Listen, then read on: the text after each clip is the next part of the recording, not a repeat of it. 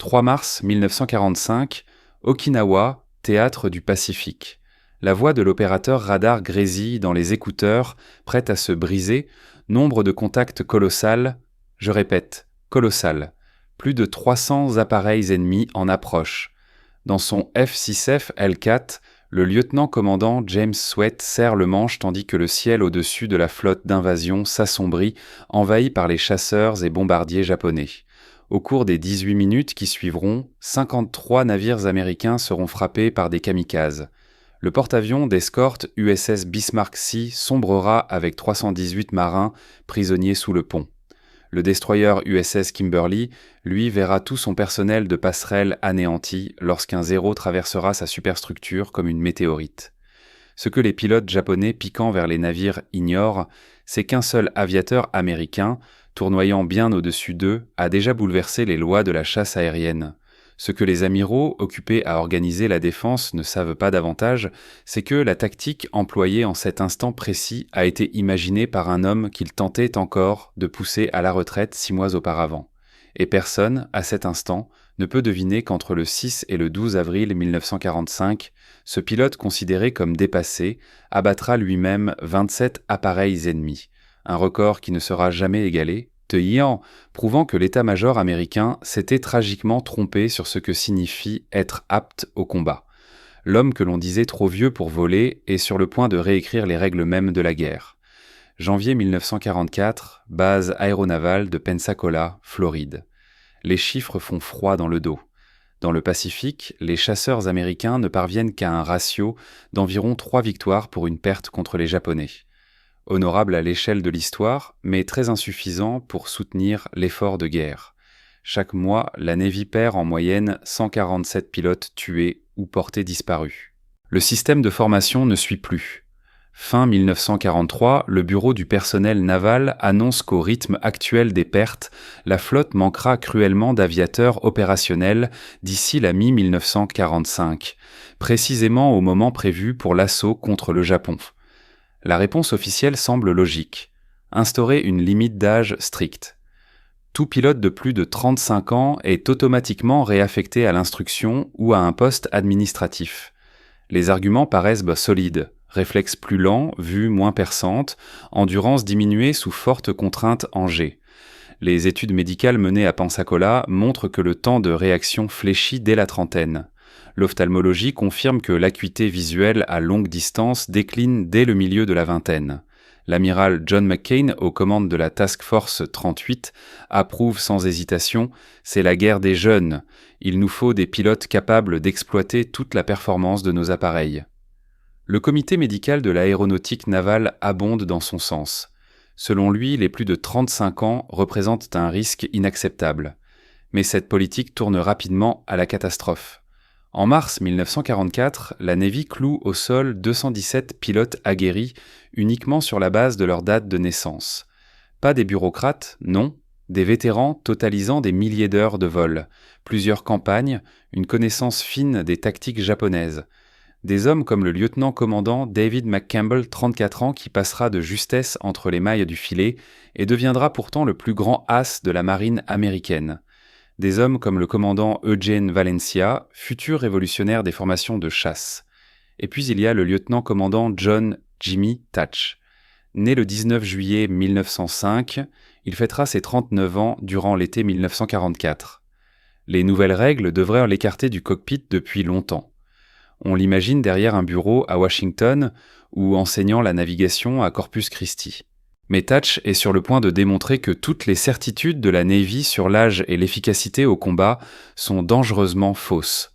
Avril 1944, école de contrôle aérien, base de Quonset Point, Rhode Island. Jimmy Thatch n'a rien d'un révolutionnaire, 1,75 m, à peine 72 kg, de petites lunettes cerclées de métal pour lire. Il évoque davantage un comptable qu'un chevalier du ciel. Son dossier médical mentionne une douleur chronique au dos datant de 1932. Il a besoin de verres correcteurs pour le travail de près. Il perd ses cheveux, il boite légèrement depuis un atterrissage raté en 1938. Tout en lui semble annoncer l'obsolescence. Sauf l'essentiel, sa manière unique de penser le combat aérien. Là où les autres pilotes ne jurent que par la puissance des moteurs et la virtuosité en dogfight, Thatch raisonne en géomètre.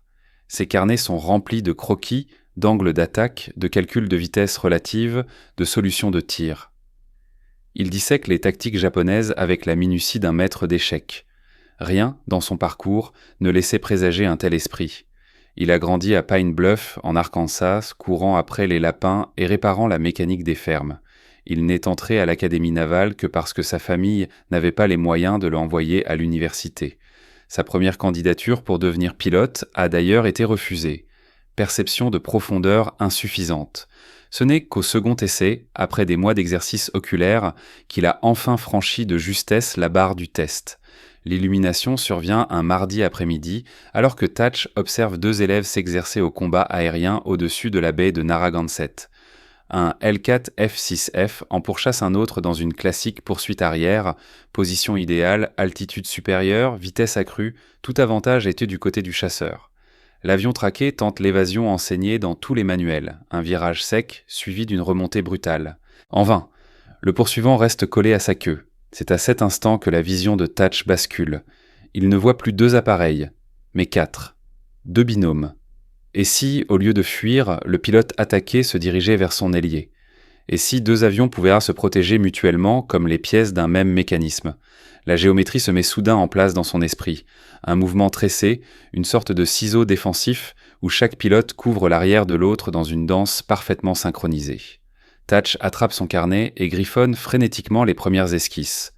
Mai 1944, terrain auxiliaire néant 2, base de Quonset Point.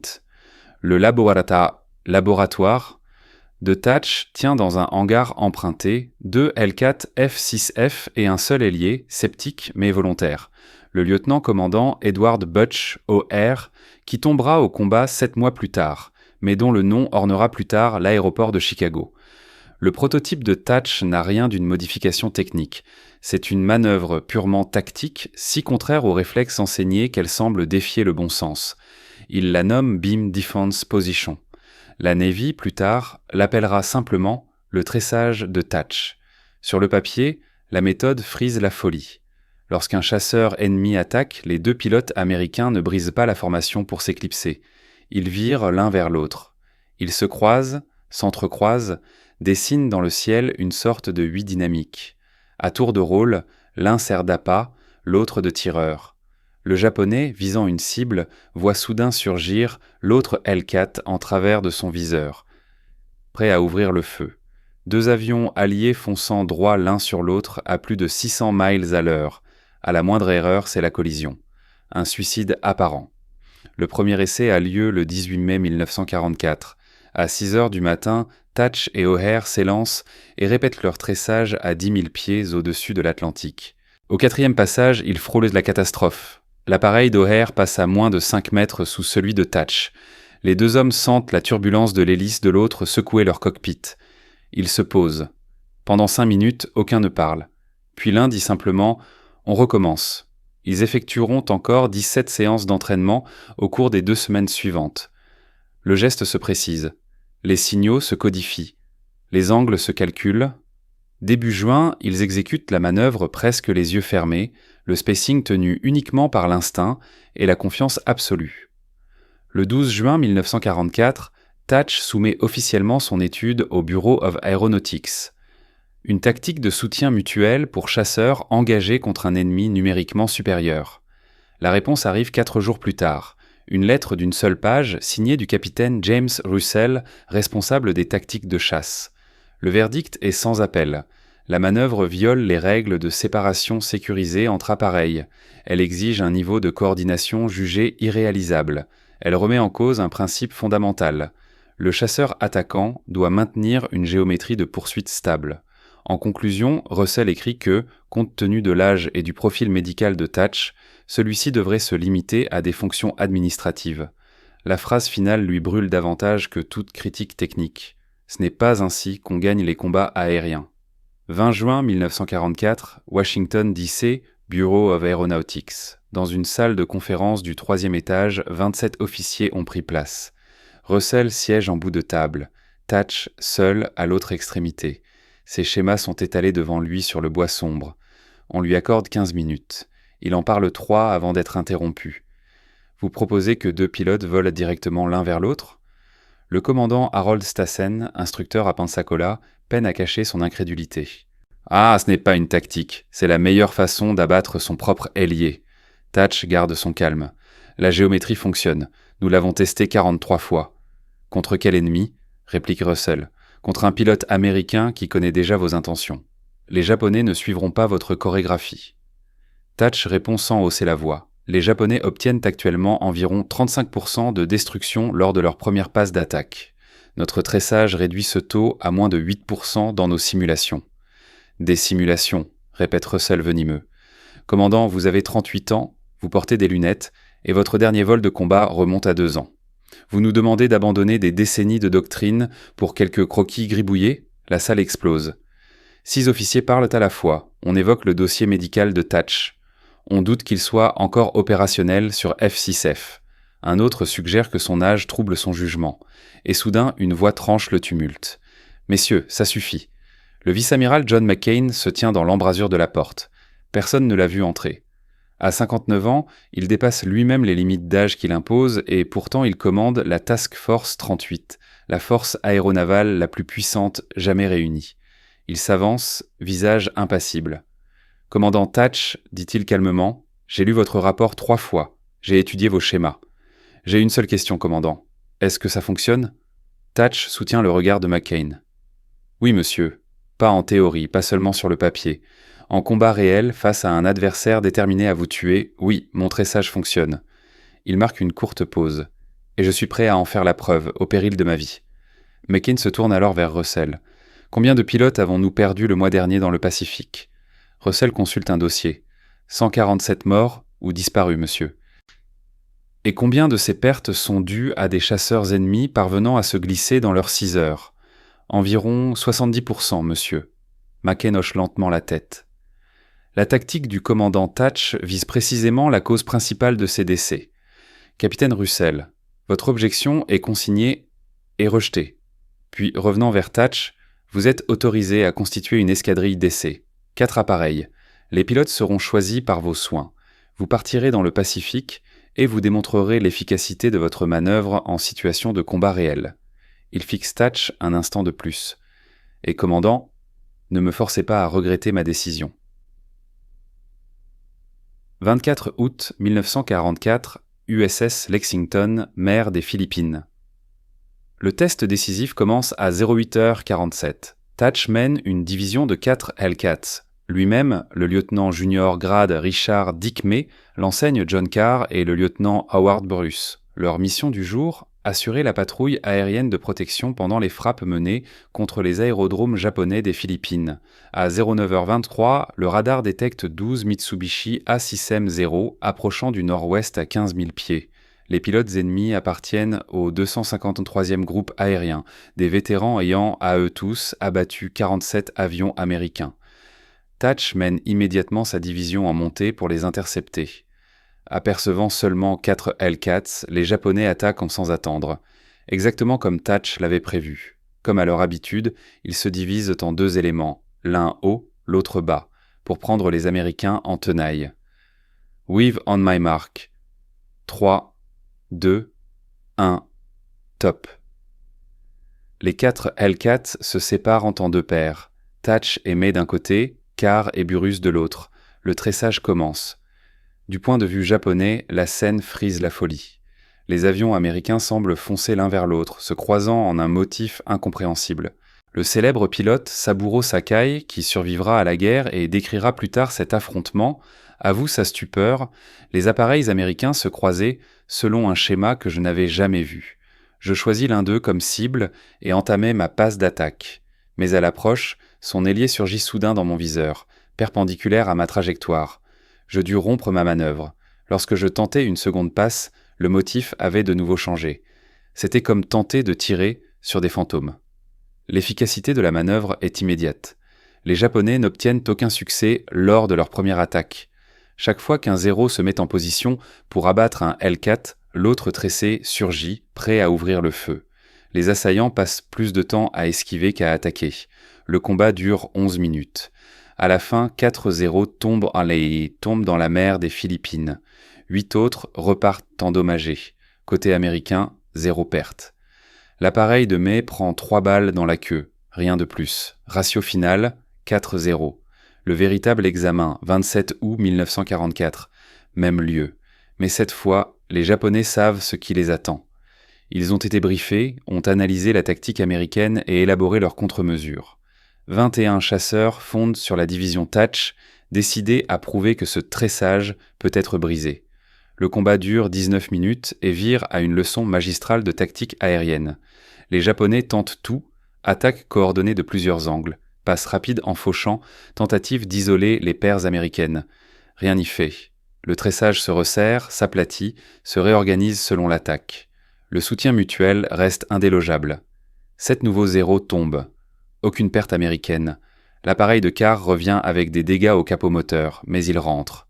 Les chiffres parlent seuls. Entre le 24 août et le 2 septembre 1944, l'escadrille d'essai de Thatch affronte 73 appareils japonais. Résultat, 21 victoires confirmées, 14 probables, aucune perte américaine. Un ratio de 21-0, littéralement infini. À la mi-septembre, toutes les unités de chasse de la flotte du Pacifique intègrent l'entraînement au tressage de Thatch. Les effets sont immédiats. Juillet 1944, ratio 3-1-2-1. Octobre 1944, 7,81. Décembre 1944, 12,1.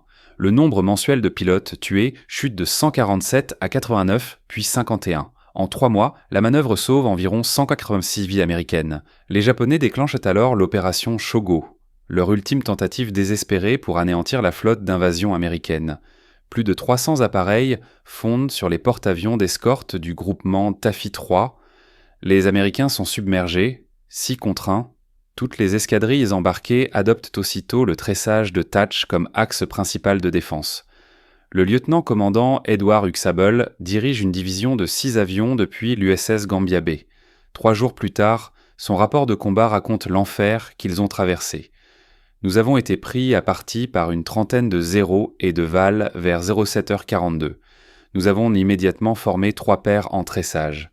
Pendant 47 minutes, nous avons maintenu la manœuvre tout en combattant plusieurs vagues ennemies.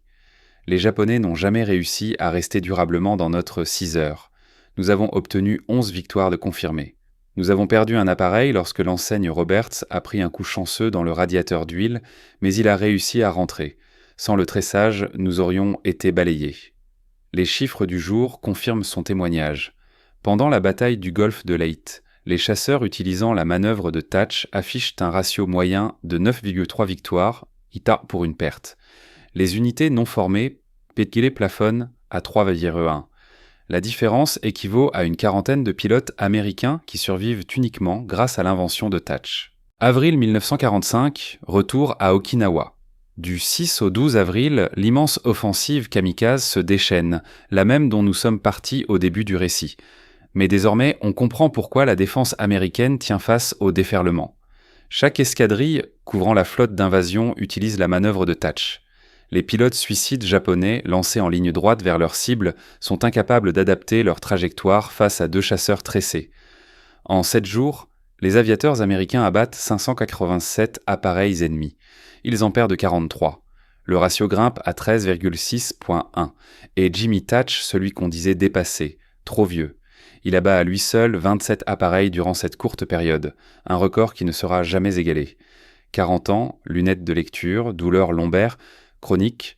Malgré tout cela, il est le pilote de chasse le plus redoutablement efficace du théâtre Pacifique.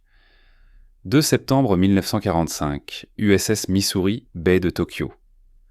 Alors que le général MacArthur signe l'acte de capitulation du Japon, Jimmy Thatch se tient sur le pont du USS Lexington à 3000 de là. Il a été promu capitaine de vaisseau. Il porte la Navy Cross, la Distinguished Flying Cross et la Legion of Merit. Son palmarès compte 36 victoires confirmées, l'un des plus grands as de la marine. Mais il refuse toutes les sollicitations. Pas d'interview, pas de mémoire. Quand NBC propose de lui consacrer un documentaire, il décline. Sa seule déclaration, « Je n'ai fait que mon devoir ». Les vrais héros, ce sont ceux qui sont morts avant que nous comprenions comment les garder en vie. Les chiffres, eux, sont catégoriques. Entre septembre 1944 et août 1945, le tressage de Thach sauve environ 1847 pilotes américains, autant d'hommes qui rentrent auprès de leurs proches au lieu de périr dans un cockpit en flammes. Autant de pères, de fils, de frères et de maris qui auront la chance de vieillir. L'un d'eux, le lieutenant Robert Winston, écrit à Thach en 1946 « Monsieur, j'ai été abattu 3 fois. À chaque occasion, mon ailier, grâce au tressage, a repoussé le japonais qui venait m'achever. J'ai aujourd'hui 2 filles. Elles existent parce que vous n'avez jamais accepté l'idée d'être trop vieux pour vous battre. Grâce à vous, nous sommes rentrés. » L'héritage. Les chiffres de formation donnent le vertige. À la fin de la guerre, la Navy aura instruit 14 176 pilotes à la manœuvre de Thach. Elle devient un enseignement de base dans toutes les écoles de chasse, Pensacola, Corpus Christi, Jacksonville, Alameda. Tout pilote de l'aéronavale formé entre 1944 et 1975 apprend le tressage. Mais l'héritage va bien au-delà de la Seconde Guerre mondiale. Le fluide four des F-15 américains, la manœuvre braquette des FA-18, le defensive split enseigné dans toutes les forces de l'OTAN, tout cela découle directement du principe de soutien mutuel imaginé par Thach. En Corée, les pilotes américains utilisant ces variantes obtiennent un ratio de 12-1 contre les MiG-15. Au Vietnam, malgré des règles d'engagement désastreuses, la Navy maintient un ratio de 6-1 grâce aux manœuvres inspirées du tressage. Pendant la guerre du Golfe, les F-15 appliquant sa logique tactique remportent un score parfait, 36 victoires, 0 pertes. Thach quitte la Navy en 1967 avec le grade d'amiral. Il a commandé des groupes aéronavals, servi comme adjoint au chef des opérations aériennes et contribué à façonner les tactiques des chasseurs à réaction de la guerre froide. Mais jamais il n'oublie comment tout a commencé. Un pilote supposément trop vieux que l'on voulait mettre au rebut, prouvant qu'en guerre comme ailleurs, l'innovation compte souvent plus que l'âge. Jimmy Thach s'éteint le 15 avril 1981 à l'âge de 75 ans. Sa nécrologie dans le New York Times occupe 147 mots. Elle ne dit pas qu'il a sauvé 147 vies grâce à sa manœuvre. Elle ne dit pas que son tressage est encore enseigné aux pilotes de chasse. Elle ne dit pas qu'il a transformé l'art de la guerre pour toujours. Mais les pilotes, eux, n'ont rien oublié. À ses funérailles, au cimetière national d'Arlington, 237 anciens aviateurs de la Navy viennent lui rendre hommage. Beaucoup ont dépassé la soixantaine, certains la septantaine. Sous la pluie, il reste droit, saluant tandis que la garde d'honneur replie le drapeau. L'un d'eux, un capitaine retraité de 72 ans nommé Michael Harris, parle au nom de tous. On lui avait dit qu'il était trop vieux, trop lent, déjà dépassé.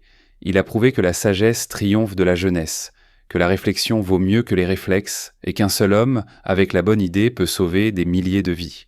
Il nous a appris que le danger le plus mortel, en temps de guerre, ce n'est pas l'ennemi, c'est la certitude que nous savons déjà tout. La leçon dépasse largement l'histoire militaire. L'aventure de Jimmy Thach rappelle que les bureaucraties confondent trop souvent diplôme et compétences, jeunesse et efficacité, consensus et vérité. Les experts affirmaient avec assurance qu'un pilote de plus de 35 ans ne pouvait plus combattre. Ils avaient eu des études, des graphiques, des statistiques. Ils se trompaient lourdement. L'homme qu'ils avaient jugé obsolète n'a pas seulement réfuté leur certitude. Il a sauvé près de 2000 soldats, révolutionné le combat aérien et créé une tactique encore utilisée 79 ans plus tard. Et il l'a fait non pas malgré son âge, mais grâce à lui, grâce à son expérience, sa patience, sa capacité à penser autrement. Ce sont ces qualités-là, et non la vitesse des réflexes, qui ont changé le cours de l'histoire. Alors, la prochaine fois que l'on te dira que tu es trop vieux, trop jeune, trop inexpérimenté, trop différent ou simplement pas fait pour ça, souviens-toi de Jimmy Thach. Souviens-toi de cet homme que l'on avait cloué au sol pour cause d'obsolescence, et qui a pourtant redéfini les règles de la guerre. Souviens-toi que les idées les plus décisives sont souvent chez ceux que le système a déjà ignorés, parce qu'il arrive que la personne que tout le monde sous-estime soit précisément celle qui finit par sauver le monde.